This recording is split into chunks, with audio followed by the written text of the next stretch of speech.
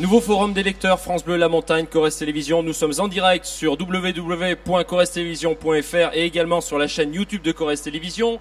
Ce forum des lecteurs est intitulé Aux sources de l'agriculture. J'ai le plaisir de recevoir Christophe Gatineau pour le livre Aux sources de l'agriculture, la permaculture, illusion et réalité. Bonjour Christophe. Bonjour. Ce livre est sorti au milieu de l'année aux éditions du Sable Fin, donc à Limoges. Et c'est un essai. C'est comme son nom l'indique, c'est une tentative d'écriture sur un sujet dont on va parler tout à l'heure. Mais vous écrivez pour la première fois, mais vous avez fait bien d'autres choses déjà en ce qui concerne la communication sur ce sujet-là. Oui, absolument. Disons que je proviens d'une vieille famille de cutéreux, enfin d'agriculteurs, quoi. Et l'agriculture a toujours été ma passion. Donc j'ai suivi comme tous les fils de paysans, je suis allé en lycée agricole, j'ai une formation initiale en protection des végétaux. En fait, bon, j'ai été formé à la fin des années 70 au phénomène de la table rase, c'est-à-dire que on détruit tout et après on cultive les plantes qui nous intéressent. Donc c'est la destruction de toute la faune, de toute la flore, etc. Donc mon job a été d'apprendre à reconnaître toutes ces plantes, c'est-à-dire que tout l'environnement, toute la biodiversité, pour mieux la détruire, en fin de compte, en toute bonne conscience. Voilà, c'était ça ma formation initiale. Elle était par ailleurs extrêmement passionnante, ça m'a permis d'apprendre cette biodiversité, mais à l'époque on ne parlait pas de biodiversité. Je crois que ça c'est extrêmement important, c'est-à-dire qu'on nous enseignait les plantes et les animaux de manière non dépendante. Voilà. Donc voilà, c'était ma formation initiale. Après, j'ai eu un parcours qui est en même temps dans les médias, en fait, parce que j'ai été chef opérateur puis réalisateur de documentaires. Et c'est là où j'ai traité des sujets, en fin de compte, liés à l'agriculture, notamment au débardage en haute montagne, débardage avec des mules. Enfin, j'ai fait un certain nombre de documentaires, en fin de compte, et aussi en parallèle à l'art brut, parce que c'est vrai que j'ai aussi une passion pour l'art, pour l'image, pour le son et pour l'agriculture. Voilà. Et là, vous êtes lancé dans l'écriture. Alors je me suis lancé dans l'écriture pour une raison relativement simple, en fin de compte, c'est parce qu'aujourd'hui l'écriture est un espace de liberté. C'est-à-dire que dans le documentaire aujourd'hui est un espace extrêmement formaté, donc il était difficile d'échapper au censeur. Et c'est vrai que il y a 10 ans, j'ai monté un documentaire, en fin de compte j'ai écrit un documentaire qui s'appelait Fallait pas mettre la charrue avant les bœufs. Évidemment, les financements pour ce documentaire m'ont été refusés à plusieurs reprises. Par à peu près par 2 régions, surtout la région Limousin qui m'a censuré là-dessus. Mais et en fin de compte, j'ai trouvé un espace. En fin de compte, par l'écriture, ça permet de poser les choses. Et puis, je crois que surtout, avec le livre, on peut dire beaucoup plus de choses. Je dirais que toujours désagréable quand on fait du film. Notamment, moi, j'ai fait un film qui s'appelle Tête de mule, en fin de compte, qui est le portrait de 3 muletiers en haute montagne. Et c'était une expérimentation qui était faite à l'époque par l'ONF et qui avait demandé à des muletiers de faire du débardage en haute montagne. Donc, c'était extrêmement intéressant. Ça permettait, par exemple, de faire des prélèvements. Et donc la mule permettait de faire des prélèvements dans la forêt et éviter en fin de compte de détruire avec des engins de débardage en fait. Donc on était dans une solution qui était évidemment écologique, mais qui était surtout économiquement rentable. Voilà. Et évidemment l'essai il est tombé à l'eau et aujourd'hui on continue avec des engins de débardage. Voilà, vous avez peut-être une autre question? Oui, non, mais il n'y a pas de problème, Christophe. On va faire comme ça. Juste un petit mot. Je résiste pas à l'envie de vous demander, vous qui êtes cultivateur, agriculteur, ce que vous pensez justement de la présence des agriculteurs cette semaine dans la rue, parce que ça va aussi nous faire une porte d'entrée pour cet ouvrage. Des agriculteurs dont vous dites qu'ils sont en train de se suicider. Et est-ce que justement ces manifestations de cette semaine ne sont pas une réalisation de ce suicide? Alors. C'est vrai que dans le livre, je dis que les agriculteurs sont en train de se suicider. En fait, j'ai pas écrit ils sont en train de se suicider. C'est-à-dire que moi, je constate les suicides des agriculteurs, en fin de compte. Après que l'agriculture soit en train de se suicider, c'est un autre propos. Cependant, j'ai peur d'oublier une chose. Je souhaite remercier la ville de Brive de nous avoir accueillis. Parce que c'est vrai que ce livre a été édité par une petite association qui a pris le risque de sortir ce livre. Une association qui est non financée, je dirais non subventionné, et c'est rare. Et aujourd'hui, 4 mois après la sortie de ce livre est en sortie nationale et il est extrêmement bien reçu en fait. Voilà. Bon, cet aparté fait. Pour les agriculteurs qui aujourd'hui sont dans la rue et on parlait justement de leur autodestruction. Alors, moi j'emploierais pas ce terme, autodestruction. Après, vous me dites les agriculteurs. C'est qui les agriculteurs? Qu'est-ce qu'un agriculteur? Vous parlez de quel agriculteur? Alors, est-ce que c'est l'art, justement, puisque vous êtes remonté au siècle des Lumières, l'agriculture avec un accent circonflexe, l'art de cultiver la terre pour la rendre fertile, est-ce que ce sont de cela dont nous parlons aujourd'hui? Je ne sais pas, j'ai envie de dire, comment peut-on mettre sur le même plan un agriculteur de type céréalier qui vit dans la Beauce? Aujourd'hui, il faut savoir que les agriculteurs en Île-de-France, le revenu moyen, constaté par le ministère de l'Agriculture, donc c'est vraiment les chiffres officiels, le revenu moyen d'un agriculteur en Île-de-France est de 8 200 € net par mois, ce qui me semble être un salaire honorable pour à peu près 3-4 mois de travail. En comparaison, un agriculteur limousin qui va travailler 7 jours sur 7 avec des journées très remplies se retrouve à 1200 €. C'est-à-dire qu'en fin de compte, il travaille à moitié du SMIC. C'est-à-dire que je crois que le salaire, le SMIC horaire doit être à 10 €. Donc l'agriculteur limousin, lui, va travailler en moyenne à 4 € de l'heure. Est-ce que c'est acceptable? Est-ce qu'on peut mettre sur le même plan on me dit, les médias relayent, les agriculteurs sont dans la rue, mais c'est lesquels qui sont dans la rue? Pour qui ces agriculteurs se battent-ils? Alors c'est vrai qu'il y a toujours la FNSEA. Alors la FNSEA, oui, c'est un syndicat d'exploitants agricoles. D'ailleurs, c'est ce que veut dire le sigle. Si on prend, moi je prends pas parti pris ni pour la FNSEA. Enfin, en tout cas, je vais pas prendre parti pris aujourd'hui devant vous.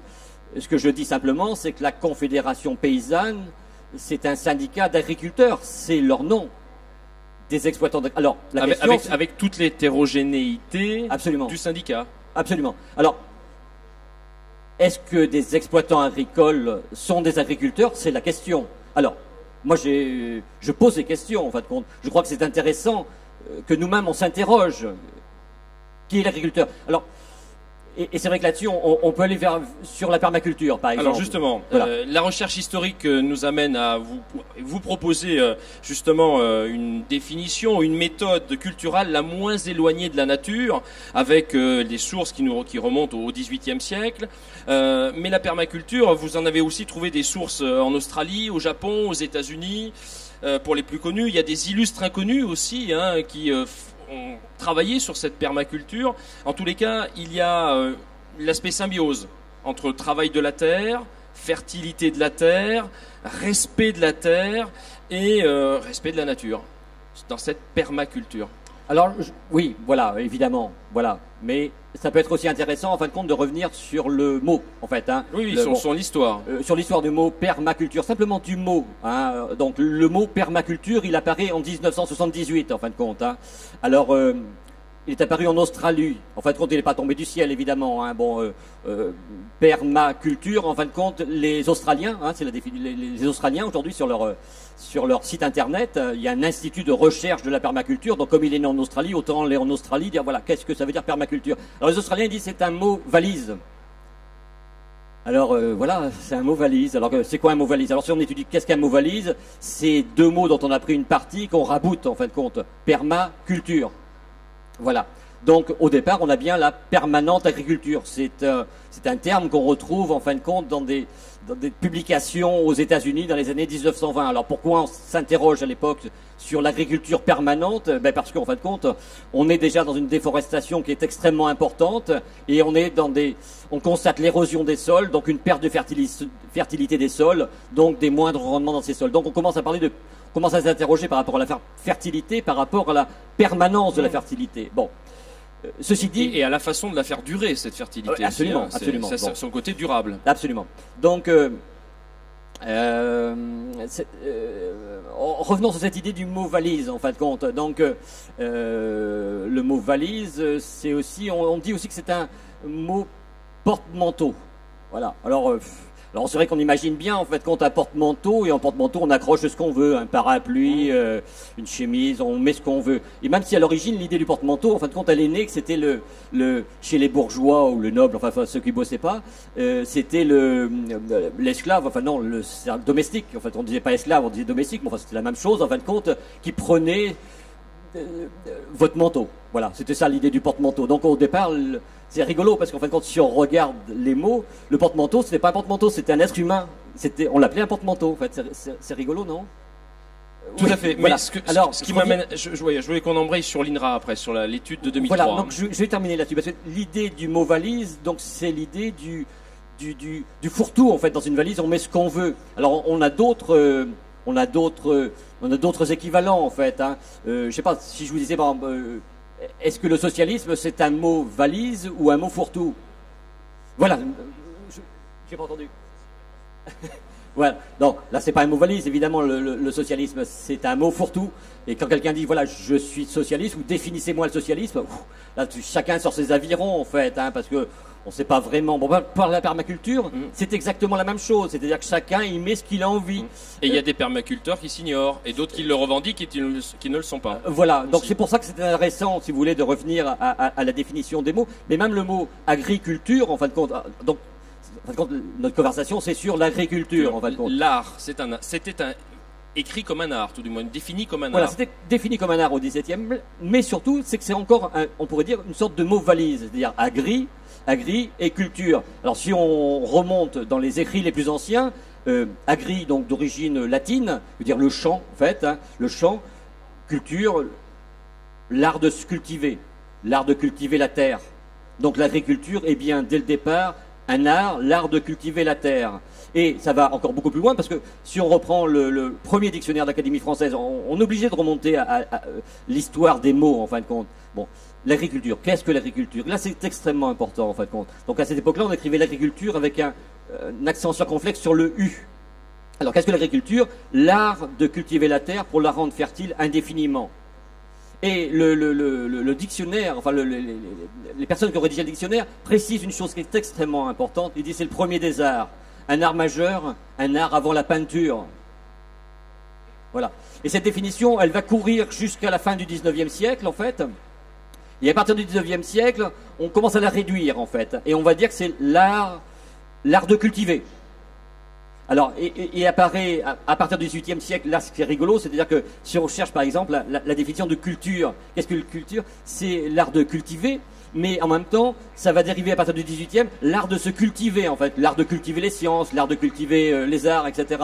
Donc l'agriculture et l'art sont intimement mêlés dès le départ. Moi, ce que je pense, c'est que les agriculteurs ont oublié leur histoire, en fait. Bon. Et en fin de compte, on voit au début du XXe siècle, on constate que l'agriculture, c'est plus du tout un art, c'est plus du tout l'art de cultiver la terre, c'est un ensemble de techniques d'exploitation. Donc, quand vous parlez d'agriculture, quand on échange sur les agriculteurs, on ne sait même plus de quoi on parle, parce qu'en fin de compte, il faut revenir à ce sens des mots. Admettons, prenons un autre exemple. Rouge. On prend une couleur rouge. Voilà, rouge. On a une convention dans notre tête qui fait qu'on voit la couleur rouge. Bon. Donc on peut dialoguer sur la couleur rouge. Bon, simplement, si on change la convention, admettons, comme pour l'agriculture, on dit rouge, c'est vert. Vous imaginez le nombre d'accidents. Non, mais c'est un truc assez basique. Mais en fin de compte, voilà. C'est-à-dire qu'on parle d'une chose, on s'entretient sur un sujet, vous êtes sur un... Et on parle de deux thèmes différents.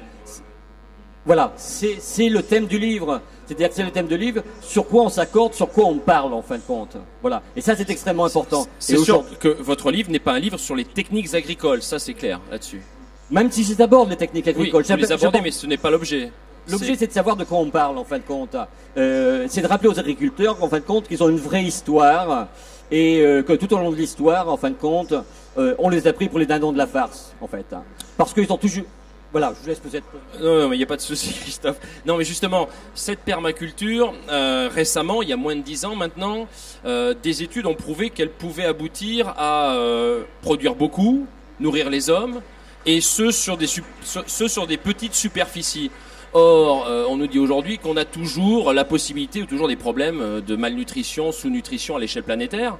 Or, ces études parrainées par l'INRA sont tentées de prouver le contraire, qu'on peut très bien faire de la permaculture et sur des petites superficies avoir des productions, on va les qualifier satisfaisantes. Oui, cependant, c'est vrai qu'aujourd'hui, il y a un rapport de l'INRA qui atteste ce que vous dites.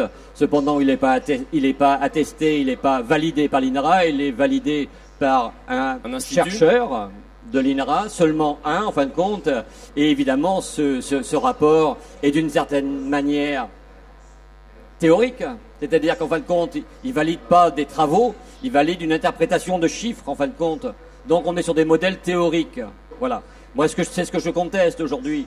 Je m'étonne, en fait. C'est une mise en pratique insuffisante. C'est-à-dire qu'en fin de compte, à la question, est-ce que la permaculture peut nourrir l'humanité, c'est-à-dire est-ce qu'elle peut nourrir 7 milliards d'individus? Moi, je n'ai pas la réponse. Je ne sais pas. Ce que je constate aujourd'hui, c'est que l'agriculture capitaliste, elle nourrit ces 7 milliards. Et pourtant, elle va la tête dans le mur, elle nous emmène dans la tête dans le mur. Et je suis sûr, les agriculteurs en sont conscients. Pourquoi elle nous emmène dans la tête dans le mur?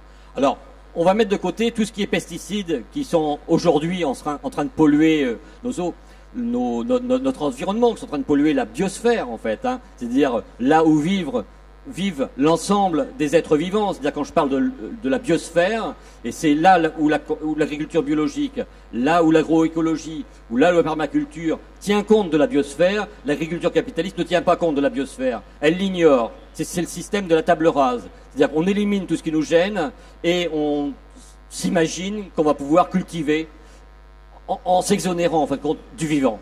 Voilà. Ce qui est une aberration. Alors ce que je voudrais rajouter, si vous voulez, c'est que au début des années 1980, il y a un chercheur de l'INRA qui s'appelle, qui est décédé depuis, qui s'appelait Francis Chaboussou, en fin de compte directeur de recherche à l'INRA, qui publie un livre qui s'appelle les plantes malades des pesticides. C'est-à-dire que depuis l'après-guerre, en URSS, à l'époque en URSS évidemment, aux États-Unis, des chercheurs ont produit des études et ont regardé les effets secondaires.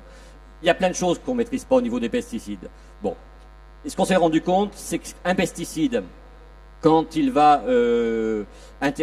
va l'épandre pour lutter contre une maladie, ce qui peut, etc., il va en même temps engendrer un affaiblissement du végétal, un affaiblissement du milieu, parce qu'il ne va pas se contenter, en fin de compte, de détruire la maladie, il va aussi détruire d'autres êtres vivants qui sont profitables au développement de la plante, en fin de compte. Et on arrive, en fin de compte, à force, il y a un cumul de ces molécules, et ce cumul des molécules forme ce qu'on appelle des cocktails, et on ne maîtrise absolument pas les effets à long terme de ces cocktails. Preuve en est, en fin de compte, là où l'agriculture capitaliste, en fin de compte, hein, j'ai envie de parler de cette agriculture, voilà. On a d'énormes problèmes de fertilité, et on a de plus en plus de problèmes liés à l'affaiblissement de ces plantes. Alors, outre les problèmes sur l'environnement, qui sont, à mon avis, dangereux pour l'avenir de notre espèce, pas pour l'avenir de la planète. Quand j'entends les gens dire, par exemple, la planète est en danger, non. L'espèce humaine est en danger, c'est tout à fait différent. Et en fin de compte, pas nous, pas vous, nos enfants, les fœtus, etc. Il y a une étude, juste en aparté, une étude qui a été faite par une association dont le nom m'échappe, c'est les Amis de la Terre, pardon, voilà.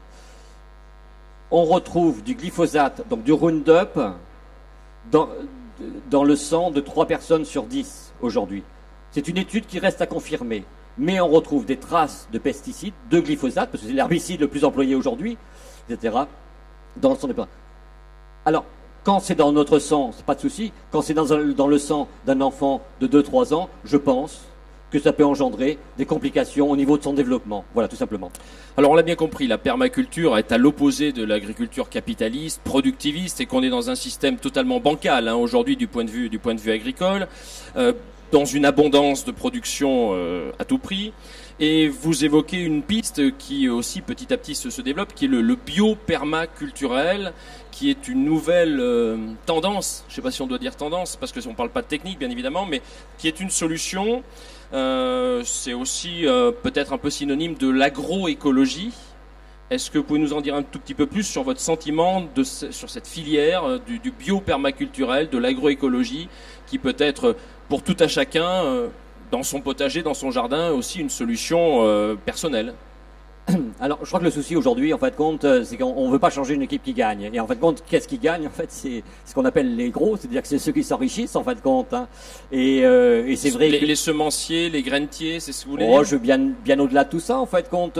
On constate une chose, c'est que il y a un appauvrissement du peuple. Alors, le peuple, hein, pour les dominants, c'est le tout venant, en fin de compte, les gens de peu, hein, etc.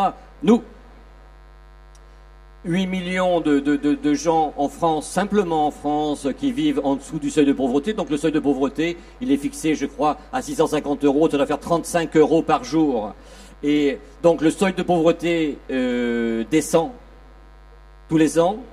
Le nombre de pauvres augmente et les riches, tous les ans, accroissent leur patrimoine, leur revenu de 20%. Je sais pas, moi je trouve que c'est une histoire qui rigole bien, en fait, pour eux. Et le biopermaculturel? Alors, et le biopermaculturel, en fin de compte, pour revenir au biopermaculturel, c'est-à-dire qu'on veut rien changer de ce monde économique, de ce fonctionnement économique, mais on essaie de coller, d'adapter la permaculture à ce système économique. Non, c'est pas possible, parce que le biopermaculturel, en fait, qu'est-ce que c'est? C'est de la permaculture intensive. C'est-à-dire que c'est le contresens même de la permaculture. C'est-à-dire que la permaculture, je dirais que la donnée non négociable de la permaculture et de tous les actes que va poser l'agriculteur, c'est la prise en compte de la biosphère. C'est-à-dire qu'on ne peut pas s'émanciper des êtres vivants qui vivent dans la lithosphère, c'est sous terre, hein, je crois, voilà, dans l'hydrosphère, dans les eaux, et dans l'atmosphère. Voilà. Donc chaque acte on doit prendre conscience de cela. Ce que je veux dire, en prendre conscience, simplement conscience. Voilà. Voilà. Donc un modèle économique, lui, ne tient pas compte de la biosphère, il tient compte de son porte-monnaie, tout simplement. Voilà. Et uniquement des intérêts économiques de ceux qui produisent, qui commercialisent. Évidemment. Donc c'est, à mon avis, le biopermaculturel, et on ne peut pas faire surproduire la terre. Voilà. Christophe, est-ce que, je me permets une question un peu personnelle, est-ce que vous pouvez nous donner un exemple chez vous, dans votre propriété, à Comprégnac, en Haute-Vienne, de ce qui pourrait illustrer pour vous un petit exemple personnel, local, accessible à tous, d'une action permaculturelle? Alors évidemment, je viens de vous dire qu'en fait, quand j'ai réfuté l'idée de permaculturel, c'est une aberration sur le plan agroécologique. Tout du moins de respect de la nature, enfin d'un plus grand respect de la nature. J'ai compris votre question. Je veux dire, je me dois de rajouter une chose. Aujourd'hui, on va parler de permaculture, on parle d'agroécologie, etc., mais ça s'applique pour l'instant uniquement au niveau d'un jardin. C'est très facile, au niveau de la culture des légumes, de cultiver sans engrais, sans pesticides. Là où ça se complique très fortement, c'est pour produire la nourriture de base, c'est-à-dire la céréale. Et alors là, on cherche, il n'y a pas vraiment de solution aujourd'hui. C'est vrai qu'on consomme de la céréale, cultiver les terres de manière aux techniques agroécologiques, c'est compliqué. Moi, j'ai pas forcément de solution par rapport à ça. On est bien en mesure de mettre dans son jardin des plantes, j'allais dire utiles, mais qu'on ne consomme pas, mais qui sont utiles à la fertilisation du jardin et peut-être utiles aussi à l'équilibre de la biosphère. À partir du moment où on prend en compte la biosphère, on fonctionne totalement différemment, en fait, tout simplement. Voilà. Quel exemple je pourrais prendre au niveau de mon jardin? Que ça fait 20 ans que ça nous nourrit, ça nous fournit tous les légumes pour deux familles, tout simplement. Voilà. Donc en production de carottes, de pommes de terre, de choux, de tomates, enfin tous les légumes qui sont nécessaires. La seule difficulté quand on est comptant à l'autosuffisance au niveau des légumes, je ne parle pas au niveau des céréales, là ça se complique très fortement, c'est que souvent nos enfants sont plus attirés par McDo que par nos propres légumes. Et ça c'est une vraie...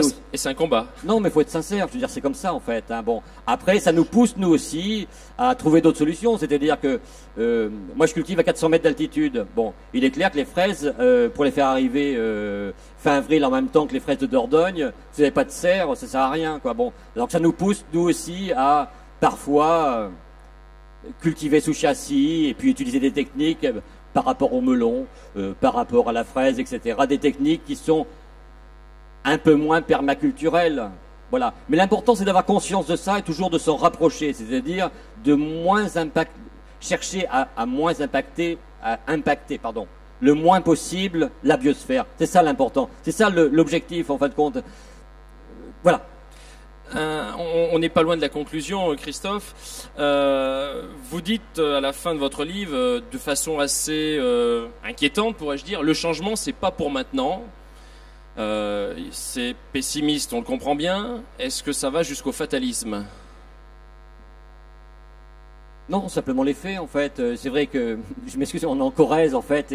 On est dans un territoire, effectivement, rural, et où, justement, il y a beaucoup, peut-être, de jardiniers parmi nous. Il me semble, si mes souvenirs sont bons, en fin de compte, que le président vient de chez vous, non ? Pareil. Voilà. Il y a des Il me origines. semble qu'il nous avait dit que le changement c'est pour demain, non? C'était prévu. Voilà. Alors c'est vrai que ça a fait un changement pour, Mais le mandat n'est pas terminé. Je sais pas comment on peut dire ça. D'accord, voilà. Rappelez-moi, je crois qu'il nous avait dit aussi que son ennemi c'était le monde de la finance. Voilà. Je vous laisse continuer sur le fatalisme, ou pas, ou le pessimisme. Voilà. Non, je sais pas, en fin de compte, il n'y a pas de signe avant-coureur d'une amélioration, en fin de compte. Je crois que c'est ça, en fait. Les lobbies sont toujours là, l'agriculture capitaliste est toujours là, la productiviste également. Ce que j'ai envie de dire, c'est que l'être humain n'a pas envie de changer, en fait. Hein. Et c'est vrai que je termine mon livre par une citation de Bernard Werber. En fin de compte, on préfère un danger connu à n'importe quel changement dans nos habitudes. Et je crois que... voilà. On termine, un nouvel essai, un nouvel écrit en gestation pour vous, Christophe. Vous l'aviez laissé entendre, j'avais vu une petite vidéo qui disait que vous auriez bien écrit un manuel du moindre effort. Est-ce que c'est toujours dans les tuyaux? Mais bien sûr, évidemment, c'est toujours dans les tuyaux. Je crois que c'est important toujours d'aller vers le moindre effort, mais c'est vrai que ce qu'on a du mal à faire passer, c'est là-dessus que je travaille, en fin de compte, c'est que le moindre effort, ça demande du travail. Alors, ça peut sembler assez paradoxal, mais souvent le travail, c'est de l'observation, c'est être présent. Alors, c'est vrai que ce premier ouvrage, en fin de compte, j'ai voulu contextualiser l'agriculture, la permaculture et donner les codes pour comprendre, en fin de compte. On entend parler tous d'agriculture de conservation, agriculture intégrée, agriculture durable, etc. Mais qui sait ce qu'il y a derrière ces mots exactement, sinon des lobbies, en fin de compte. Et la permaculture n'y échappe pas. Et c'est vrai qu'il y a des courants. La base de la permaculture, c'est la permanente agriculture. Elle s'appuie sur l'agriculture. Ce sont les écrits des fondateurs du mot, en fin de compte, des concepteurs du mot. Mais aujourd'hui, elle a pris aussi d'autres directions. Et d'où l'importance de s'accorder sur les mots. Alors j'ai voulu contextualiser aussi le monde de l'agriculture. C'est vrai que souvent on l'explique par l'économique. Moi je l'explique à partir du statut social du paysan. Je pense qu'à partir du statut social du paysan, depuis le début de l'humanité, enfin à partir du moment où l'homme commence à cultiver, en fin de compte, bon, il y a une évolution dans l'agriculture. On voit ces nouvelles agricultures comme la permaculture. Et je crois qu'on peut comprendre la permaculture à partir du moment où on comprend le statut social du paysan. Voilà. Le second volume qui paraîtra l'année prochaine, en fin de compte, je vais m'intéresser beaucoup plus de 1978, c'est-à-dire que l'année où le mot permaculture commence à exister jusqu'à nos jours, pour voir en fin de compte tous les courants, parce que c'est vrai que la permaculture aujourd'hui n'échappe pas aussi à des courants parfois dogmatiques, parfois sectaires, à mon avis. Mais la permaculture, ce n'est pas que cela. Il y a des gens qui œuvrent pour la permaculture. Voilà. Merci Christophe Gatineau, je rappelle le titre de votre ouvrage, Aux sources de l'agriculture, la permaculture, illusion et réalité, un livre donc qui nous apprend à appréhender la terre. Merci Christophe Gatineau, voilà c'était donc ce forum des lecteurs consacré aux sources de l'agriculture.